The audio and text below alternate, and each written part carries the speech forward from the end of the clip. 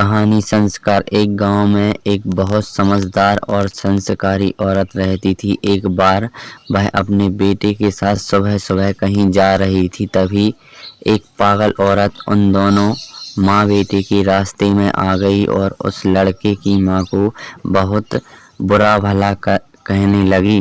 इस पागल औरत ने लड़के की माँ को बहुत सारे अपशब्द कहे, लेकिन फिर भी उस औरत की बातों का माँ पर कोई असर नहीं हुआ। वह मुस्कुराते हुए आगे बढ़ गई। जब उस पागल औरत ने देखा कि इस औरत पर तो उसकी बातों का कोई असर ही नहीं हो रहा है, तो वह और भी गुस्सा हो गई और उसने सोचा कि मैं जो ज़्यादा बुरा बोलती हूँ।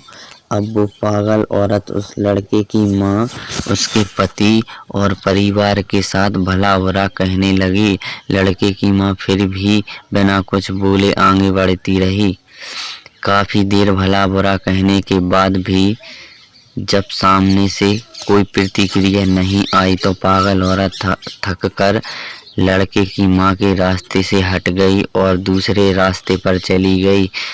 उस औरत के जाते ही बेटे ने अपनी माँ से पूछा कि माँ, उस औरत ने आपको इतना बुरा भला कहा, पिताजी और घर के अन्य लोगों तक के लिए बुरी बातें कहीं, आपने उस दुष्ट की बातों का कोई जवाब क्यों नहीं दिया? वो औरत कुछ भी जो मन में आया बोलती रही और आप मुस्कुराती रही। क्या आपको उसकी बातों से जरा भी कष्ट नहीं हुआ? उस समय माँ ने बेटे को कोई जवाब नहीं दिया और चुपचाप घर चलने को कहा। जब दोनों अपने घर के अंदर पहुंच गए, तब माँ ने कहा कि तुम यहाँ बैठो, मैं आती हूँ।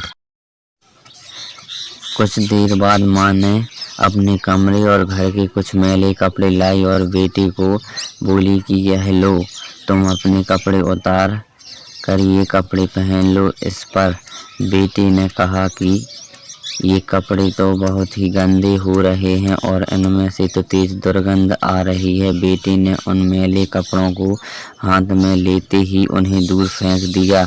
अब माँ ने बेटे को समझाया कि जब कोई तुमसे बिना मतलब उलझता है और भला बुरा कहता है, तब उसके मैले शब्दों का असर क्या तुम्हें अपने साफ सुथरे मन पर होने देना चाहिए? ऐसे समय में गुस्सा होकर अपना साफ सुथरा मन क्यों खराब करना। दोस्तों, आपको ये कहानी कैसी लगी? अच्छी लगी हो तो लाइक करें, शेयर करें और सब्सक्राइब जरूर करें।